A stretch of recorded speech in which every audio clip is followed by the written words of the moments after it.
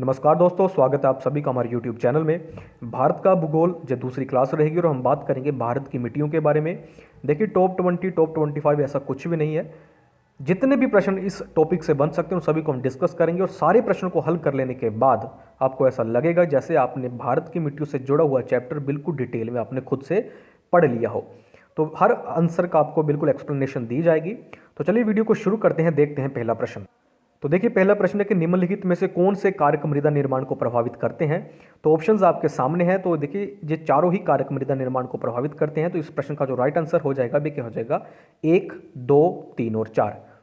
Next प्रश्न देखते हैं। पहले हम इसका थोड़ा सा डिटेल में जान लेते हैं। देखिए मृदा शैल मलबा और जैव सामग्री का सम्मिश्रण होती है जो पृथ्वी की सतह पर विकसित होती है। मृदा निर्माण को प्रभावित करने वाले कारक हैं ऊंचावच, जनक सामग्री, जलवायु, वनस्पति तथा अन्य जीव रूप, समय। इसके अलावा देखिए कुछ मानवीय क्रियाएं भी एक पर्याप्त सीमा तक इसे प्रभावित करती हैं। नेक्स्ट प्रश्न है कि निम्न में से कौन से मृदा के घटक हैं। तो देखिए खनिज, ह्यूमस, जल, वायु, ये चारों ही यानी कि उपरोक्त सभी इस प्रश्न का क्या हो जाएगा राइट आंसर। ये चारों ही क्या है, मृदा के घटक हैं। मृदा के घटक खनिज कण, ह्यूमस, जल तथा वायु होते हैं। इनमें से प्रत्येक की वास्तविक मात्रा मृदा के प्रकार पर निर्भर करती है। मृदाओं में ये घटक कम या ज्यादा मात्रा में हो सकते हैं, जबकि कुछ मृदाओं में इन घटकों का संयोजन भिन्न प्रकार का पाया जाता है। नेक्स्ट प्रश्न है, मृदा की विभिन्न परतों के संबंध में नीचे दिए गए कथनों पर विचार कीजिए। पौधों की वृद्धि के लिए आवश्यक जैव पदार्थों का खनिज पदार्थ, पोषक तत्व तथा जल से संयोग सबसे ऊपरी परत क परत में होता है। संस्तर का मतलब परत। मृदा निर्माण की प्रक्रिया में सबसे नीचे की परत सबसे पहले बनती है। तो आपको बताना कि निम्न में से कौन से कथन सत्य हैं। तो देखिए 1 और 2 दोनों ही कथन सत्य हैं। अब थोड़ा हम इसे डिटेल में जानते हैं ताकि आपको सारी ही जानकारी मृदा की परतों को लेकर सारी ही जानकारी कौन सी परत पहले बनती है, कौन सी बाद में बनती है, आपको ये सारी जानकारी हो ताकि जैसा भी प्रश्न इससे बन जाए आपको उसका आंसर पता हो। देखिए दोनों ही कथन सत्य हैं। यदि हम भूमि पर गड्ढा खोदें और मृदा को देखें तो वहां हमें मृदा की 3 परतें, देखिए जो महत्वपूर्ण जानकारी 3 परतें दिखाई देती हैं जिन्हें संस्तर कहा जाता है, परत कहा जाता है। क संस्तर यानी कि क परत सबसे ऊपरी खंड होता है जहां पौधों की वृद्धि के लिए अनिवार्य जैव पदार्थ का खनिज पदार्थ, पोषक तत्वों तथा जल से संयोग होता है। यानी कि देखिए जो मृदा, जो पौधों के लिए जो खनिज पदार्थ होते हैं, जो आवश्यक पोषक तत्व होते हैं वो किस परत में पाए जाते हैं। तो क परत यानी कि सबसे ऊपरी परत।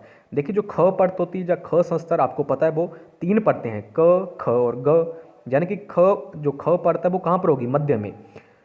तो ये लिख रखा है कि जो ख संस्तर है वो क संस्तर तथा ग संस्तर के बीच संक्रमण खंड होता है जिसे नीचे व ऊपर दोनों से पदार्थ प्राप्त होते हैं। ग संस्तर या ग परत की रचना ढीली जनक सामग्री से होता है। जे परत मृदा निर्माण की प्रक्रिया में प्रथम अवस्था में होती है, यानी कि इस परत का निर्माण सबसे पहले होता है और अंततः ऊपर की 2 परतें वो भी इसी से बनती है। देखिए परतों की इस व्यवस्था को क्या कहा जाता है, मृदा परिषेदिका। ये भी आप याद रखेंगे। इन 3 संस्तरों के नीचे एक चट्टान होती है जिसे क्या कहते हैं, जनक चट्टान या आधारी चट्टान भी कहा जाता है। नेक्स्ट प्रश्न है, भारत में मृदा का सबसे व्यापक और सर्वाधिक उपजाऊ भाग कौन सा है, उपजाऊ प्रकार कौन सा है। तो सबसे उपजाऊ मिट्टी कौन सी है जो भारत में पाई जाती है। तो देखिए इसका जो राइट आंसर है वो क्या है, जलोढ़ मृदा। क्या है, जलोढ़ मृदा। तो इसके बारे में हम कुछ जानकारी देखते हैं। तो देखिए जलोढ़ मृदा भारत में सर्वाधिक क्षेत्रफल में पाई जाती है। देखिए भारत के कुल क्षेत्रफल के लगभग 40% भाग पर पाई जाती है। जलोढ़ मृदाओं पर गहन कृषि की जाती है। देखिए जलोढ़ मृदाएं उत्तरी मैदान और नदी घाटियों के विस्तृत भागों में पाए जाते हैं। तो ये कहाँ पर पाई जाती है, नदी डेल्टाओं, नदी घाटियों के विस्तृत भागों में, उत्तरी मैदान में ये मिट्टी पाई जाती है। अब देखिए जलोढ़ मृदा से जुड़े कुछ आपको कथन दिए गए हैं, आपने बताना कि निम्न में से कौन से कथन सत्य हैं। पहला कथन है कि जलोढ़ मृदा प्रायद्वीपीय प्रदेश में पूर्वी तट, देखिए पहला कथन आपको पता सत्य है क्योंकि जो मिट्टी का निर्माण वो नदियों के द्वारा किया जाता है, नदी डेल्टाओं और नदियों की घाटियों में पाई जाती है। दूसरा कि जलोढ़ मृदा में पोटाश की मात्रा अधिक पाई जाती है, तो ये कथन भी सत्य है। दोनों ही कथन सत्य हैं अभी तक। तीसरा कथन है कि प्रतिवर्ष बाढ़ों के द्वारा निक्षेपित होने वाली नई जलोढ़ मृदा को खादर कहते हैं, तो ये भी बिल्कुल सही है। देखिए जलोढ़ मृदा में पोटाश की मात्रा अधिक पाई जाती है और फास्फोरस है उसकी मात्रा कम पाई जाती है। और जलोढ़ मृदा 2 प्रकार की होती है, एक होती है नई जलोढ़ जिसे खादर कहते हैं और जो पुरानी जलोढ़ होती है उसे कहते हैं भांगर। तो ये इनसे प्रश्न बनता है कि जलोढ़ मृदा कितने प्रकार की होती है, नई जो जलोढ़ मिट्टी उसे क्या कहा जाता है, पुरानी जलोढ़ मिट्टी को क्या कहा जाता है। तो देखिए सभी कथन सत्य हैं। जलोढ़ मृदाएं प्रायद्वीपीय प्रदेश में पूर्वी तट की नदियों के डेल्टाओं और नदियों की घाटियों में पाई जाती है। राजस्थान के एक संकीर्ण गलियारे से होती हुई ये मृदाएं गुजरात के मैदान तक फैली हुई हैं। गंगा के ऊपरी और मध्यवर्ती मैदान में खादर और भांगर नामक की दो भिन्न मृदाएं विकसित हुई हैं। प्रतिवर्ष बाढ़ों के दौरान निक्षेपित होने वाली नई जलोढ़क मृदा को खादर कहते हैं, जो महीन गाद होने के कारण मृदा की उर्वरता बढ़ा देती है। भांगर पुराना जलोढ़क होता है जिसका जमाव बाढ़कृत मैदानों से दूर होता है। खादर और भांगर मृदाओं में कंकड़ होते हैं। नेक्स्ट है कि निम्न में से किस मृदा को रेगुर कहते हैं? तो देखिए काली मृदा को रेगुर कहते हैं। और आपको पता है कपास के लिए सबसे उपयुक्त मृदा कौन सी है? तो काली मृदा है। देखिए काली मृदा को और क्या क्या कहा जाता है, ये प्रश्न बनते हैं, बहुत महत्वपूर्ण प्रश्न है जे। देखिए काली मृदा को रेगुर भी कहते हैं, कपास वाली मिट्टी भी इसे कहा जाता है, यानी कि ब्लैक कॉटन सॉइल भी कहा जाता है। आमतौर पर काली मृदाएं मृणमय, गहरी और अपारगम्य होती हैं। ये मृदाएं गीली होने पर फूल जाती हैं और चिपचिपी हो जाती हैं, सूखने पर जो सिकुड़ जाती हैं। इस प्रकार शुष्क ऋतु में इन मृदाओं में चौड़ी दरारें पड़ जाती हैं। इस समय ऐसा प्रतीत होता कि जैसे इनमें स्वतः जुताई हो गई है। तो देखिए लास्ट वाला पॉइंट बहुत ही महत्वपूर्ण है कि स्वतः जुताई हो गई है, यानी कि किसी भी तरह से देखिए प्रश्न बन सकता है कि किस मिट्टी का जो एक गुण है जिससे ऐसा प्रतीत होता है कि ये मिट्टी जा स्वतः ही इसकी जुताई हो गई है। तो ये काली मिट्टी के संदर्भ में ये कथन कहा गया है। तो ऐसे प्रश्न बन सकते हैं। तो आपको सारी जानकारी, आपने कोई भी जानकारी देखिए स्किप नहीं करनी है। नेक्स्ट है कि निम्नलिखित में से किन राज्यों में काली मिट्टी पाई जाती है? देखिए सबसे पहले तो आपको पता है जहाँ पर कपास की खेती होती है वहाँ पर काली मिट्टी पाई जाती होगी, तो गुजरात, महाराष्ट्र, आंध्र प्रदेश और पंजाब। तो देखिए इस प्रश्न का जो राइट आंसर है, गुजरात में भी काली मिट्टी पाई जाती है, महाराष्ट्र में भी काली मिट्टी पाई जाती है और आंध्र प्रदेश में भी काली मिट्टी पाई जाती है, पंजाब में नहीं पाई जाती। तो देखिए काली मृदाएं दक्कन के पठार के अधिकतर भाग में पाई जाती हैं। इसमें महाराष्ट्र के कुछ हिस्से, गुजरात, आंध्र प्रदेश तथा तमिलनाडु के कुछ भाग शामिल हैं। गोदावरी और कृष्णा नदी के ऊपरी भागों और दक्कन के पठार के उत्तरी पश्चिमी भाग में गहरी काली मृदा पाई जाती है। तो देखिए गोदावरी और कृष्णा नदी के ऊपरी भागों और दक्कन के पठार के उत्तर पश्चिमी भाग में काली मृदा, गहन काली मृदा पाई जाती है, गहरी काली मृदा। देखिए नेक्स्ट प्रश्न है कि निम्न में से कौन सी विशेषताएं काली मृदा से संबंधित हैं? काली मृदाएं लंबे समय तक नमी को बनाए रखती हैं। काली मृदा में फास्फोरस, नाइट्रोजन और जैव पदार्थों की अधिकता होती है। तो देखिए केवल एक कथन जो एक कथन है, जो पहली विशेषता, जो विशेषता दे रखी है, सिर्फ वही काली मृदा से संबंधित है, यानी कि काली मृदा लंबे समय तक नमी को बनाए रखती है। देखिए दूसरा कथन क्यों गलत है तो हम जानते हैं। देखिए पहला कथन सत्य है। आपको काली मृदा में नमी के धीमे अवशोषण और नमी के धीमे क्षय की विशेषता होती है। देखिए जो पानी का जो अब्जॉर्ब करती है वो धीरे धीरे से करती है और उसका क्षय भी धीरे धीरे होता है। इसी विशेषता के कारण काली मृदा में लंबे समय तक नमी बनी रहती है। इसके कारण फसलों को शुष्क ऋतु में भी नमी मिलती रहती है और वे फलती फूलती रहती है। रासायनिक दृष्टि से काली मृदाओं में चूना, लौह, मैग्नीशिया तथा एल्यूमिना के तत्व काफ़ी मात्रा में पाए जाते हैं, लेकिन इनमें फास्फोरस, नाइट्रोजन और जैव पदार्थों की कमी होती है। तो इसमें क्या पाया जाता है रासायनिक दृष्टि से देखा जाए तो चूना, लौह, मैग्नीशिया तथा एल्यूमिना के तत्व। नेक्स्ट है कि लाल मृदा का रंग लाल होने का कारण है। तो देखिए इस प्रश्न का जो राइट आंसर हो जाएगा वे होगा लौह पदार्थों की उपस्थिति के कारण इसका रंग क्या होता है? लाल मृदा का रंग लाल होता है। लाल मृदा का लाल रंग लौह पदार्थों की, यानी कि फेरिक ऑक्साइड, अगर प्रश्न में अगर ऑप्शन में फेरिक ऑक्साइड दे रखा हो तो आपका आंसर क्या होगा? फेरिक ऑक्साइड की उपस्थिति के कारण या लौह पदार्थों की उपस्थिति के कारण लाल मृदा का रंग लाल होता है। देखिए लाल मृदा के संबंध में नीचे दिए गए कथनों पर विचार कीजिए। लाल मृदा का विकास उन क्षेत्रों में हुआ है जहां रवेदार आग्नेय चट्टानें पाई जाती हैं। लाल मृदा जलयोजित होने पर पीली दिखाई लगती है। तो देखिए 1 और 2 दोनों ही कथन सत्य हैं। तो देखिए दोनों कथन सत्य हैं। लाल मृदा का विकास दक्कन के पठार के पूर्वी तथा दक्षिणी भाग में कम वर्षा वाले उन क्षेत्रों में हुआ है जहां रवेदार आग्नेय चट्टानें पाई जाती हैं। पश्चिमी घाट के गिरिपाद क्षेत्र की एक लंबी पट्टी में लाल दोमट मृदा पाई जाती है। पीली और लाल मृदाएं उड़ीसा तथा छत्तीसगढ़ के कुछ भागों और मध्य गंगा के मैदान के दक्षिणी भागों में पाई जाती है। जलयोजित होने के कारण लाल मृदा पीली दिखाई पड़ती है। महीन कण वाली लाल और पीली मृदाएं सामान्यतः उर्वर होती हैं। इसके विपरीत मोटे कण वाली उच्च भूमियों की मृदाएं अनुर्वर होती हैं। देखिए नेक्स्ट प्रश्न है कि निम्न में से कौन सा कथन लेटराइट मृदा के संबंध में सही नहीं है, सही नहीं है। तो देखिए जी आपको 4 कथन दे रखे हैं। तो जे मृदाएं कृषि के लिए पर्याप्त उपजाऊ हैं, तो जे कथन गलत है। इसके अलावा जो 3 कथन दे रखे हैं वो सही है। जे मृदा उच्च तापमान और भारी वर्षा के क्षेत्रों में विकसित होती है। जे बहुत ही अपक्षालित मिट्टियां हैं। जे मृदाएं प्रायद्वीप के ऊंचे क्षेत्रों में पाई जाती हैं। लेटराइट एक लैटिन शब्द लेटर से बना है जिसका शाब्दिक अर्थ ईंट होता है। लेटराइट मृदाएं उच्च तापमान और भारी वर्षा के क्षेत्रों में विकसित होती हैं। उष्णकटिबंधीय भारी वर्षा होने के कारण तीव्र निक्षालन क्रिया के परिणाम स्वरूप लेटेराइट मृदा का निर्माण हुआ है। जे आर्द्र प्रदेशों की अपक्षालित मिट्टियां हैं। तो जे आप याद रखेंगे। तो जे कहाँ पर विकसित होती हैं? जहाँ पर उच्च तापमान और भारी वर्षा होती है। जे बहुत ही अपक्षालित मिट्टियां हैं। जे मृदाएं प्रायद्वीपीय के ऊंचे क्षेत्रों में पाई जाती हैं।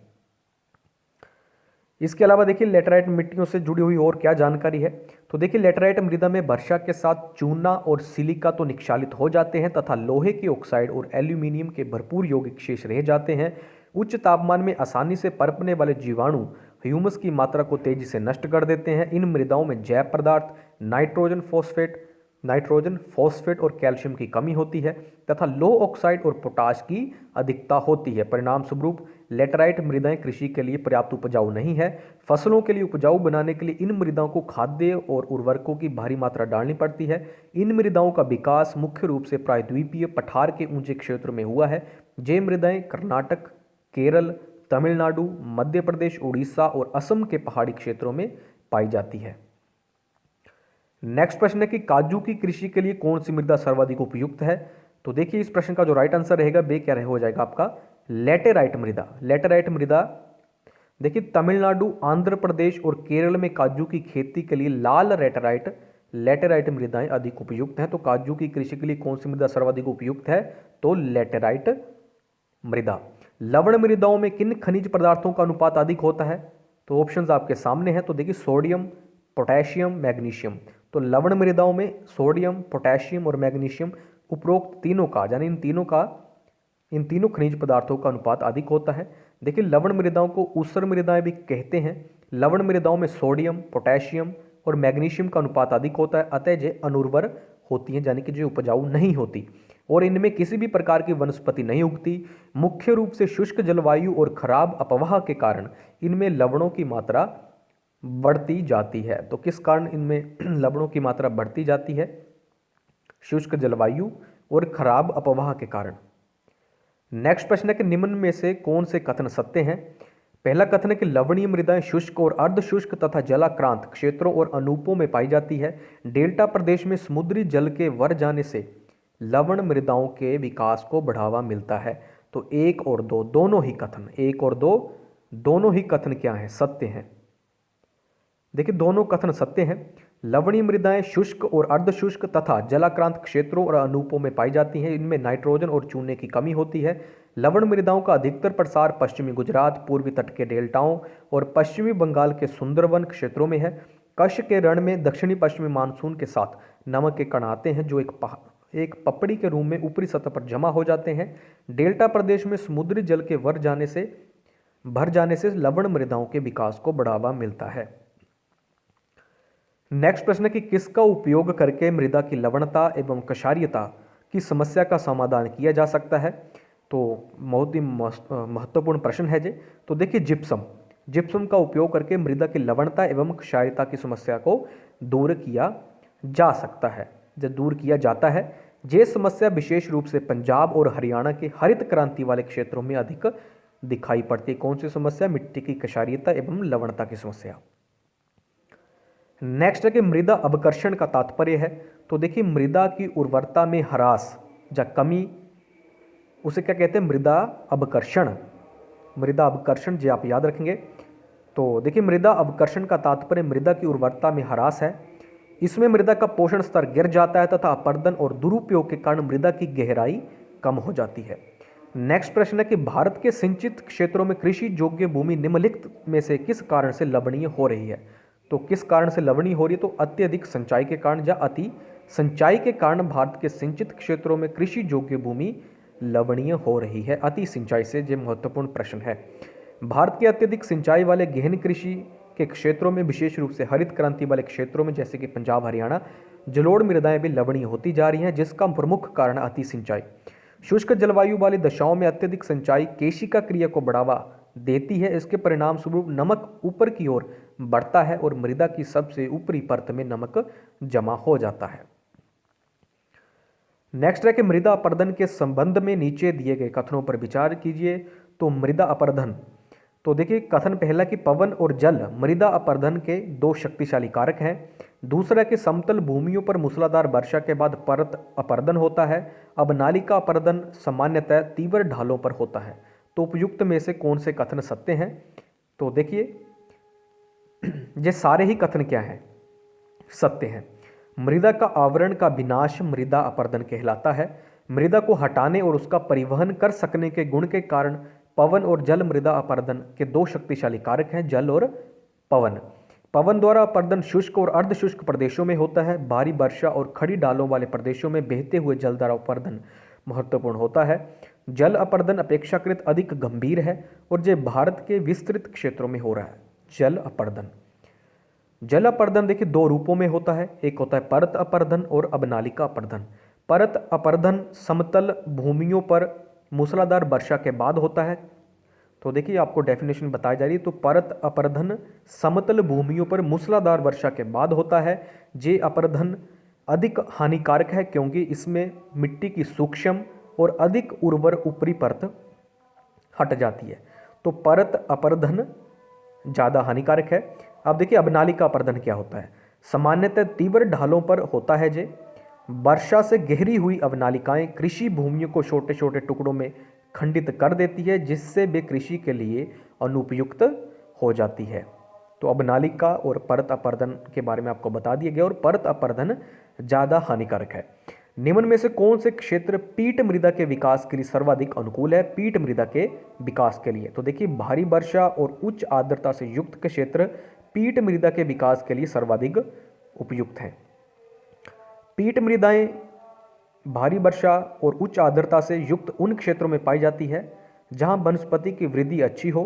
अतः इन क्षेत्रों में मृत जैव पदार्थ बड़ी मात्रा में इकट्ठे हो जाते हैं, जो मृदा को ह्यूमस और पर्याप्त मात्रा में जैव तत्व प्रदान करते हैं। इन मृदाओं में जैव पदार्थों की मात्रा 40 से 50% तक होती है। ये मृदा सामान्यतः गाढ़े और काले रंग की होती हैं। तो पीट मृदाएं भारी वर्षा और उच्च आर्द्रता से युक्त, आर्द्रता मीन्स नमी से युक्त क्षेत्रों में पाई जाती है। नेक्स्ट है कि उत्खात भूमि का विकास किस प्रकार के मृदा अपरदन के परिणाम स्वरूप होता है? तो अवनालिका अपरदन के परिणाम स्वरूप। और अवनालिका अपरदन के बारे में आपको बता दिया गया है कि कहाँ पर जो होता है, तो ये समतल ढलानों में, समतल नहीं तीव्र ढलानों पर, जो तीव्र ढलानें होती हैं वहाँ पर जो कृषि योग्य भूमि को खंडों में बांट देता है पानी, तो उसे हम क्या कहते हैं?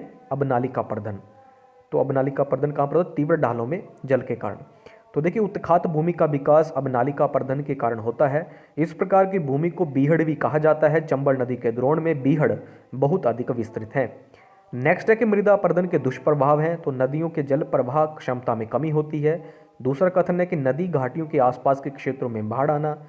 तीसरा है कि मृदा की उर्वरता में कमी आती है। तो आपको बताना है कि मृदा के अपरदन के कारण कौन कौन से दुष्प्रभाव सामने आते हैं। तो ये 3 कथन दे रखे हैं, इनमें से कौन से कथन सत्य है?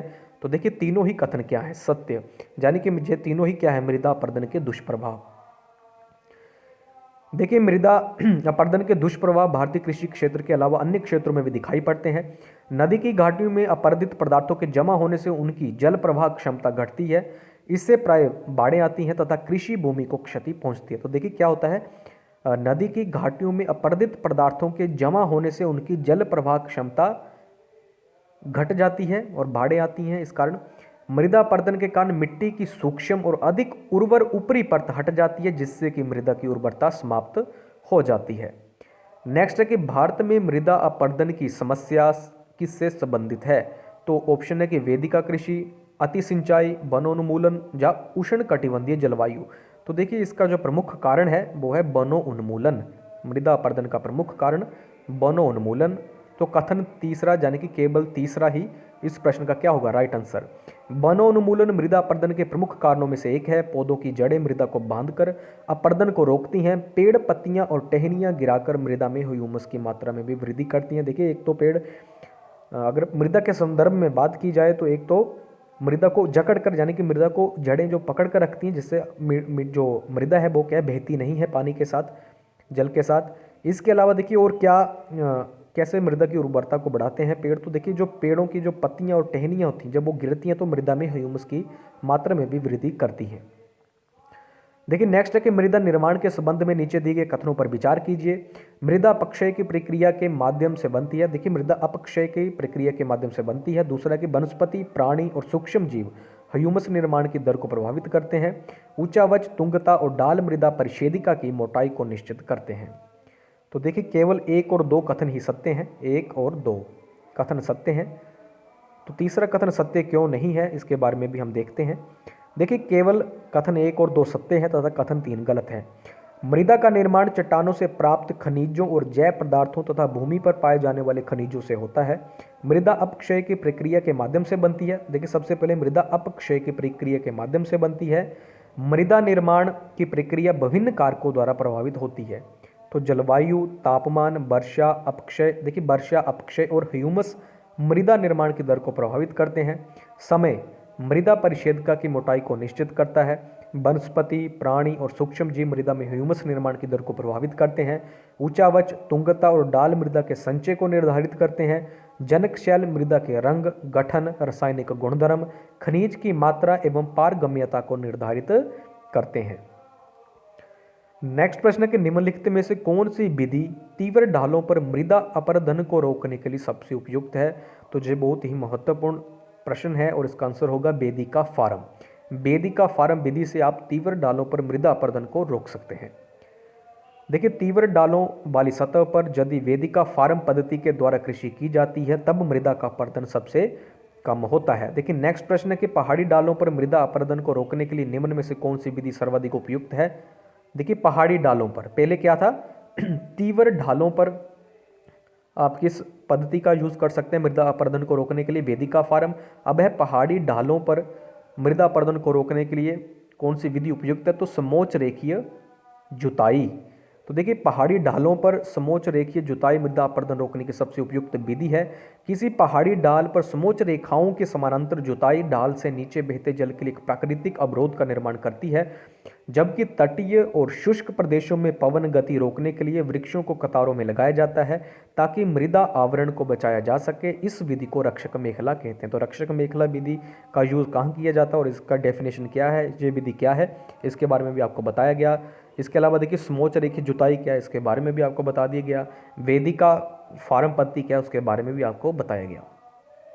तो रक्षक मेखला विधि क्या है, तटीय और शुष्क प्रदेशों में पवन गति रोकने के लिए वृक्षों को कतारों में लगाया जाता है ताकि मृदा आवरण को बचाया जा सके। इस विधि को क्या कहा जाता है, रक्षक मेखला विधि। तो देखिए जितने भी महत्वपूर्ण नहीं कहूँगा, जितने भी प्रश्न बन सकते थे। देखिए वीडियो कैसे लगी आप कमेंट सेक्शन में कमेंट जरूर कीजिएगा।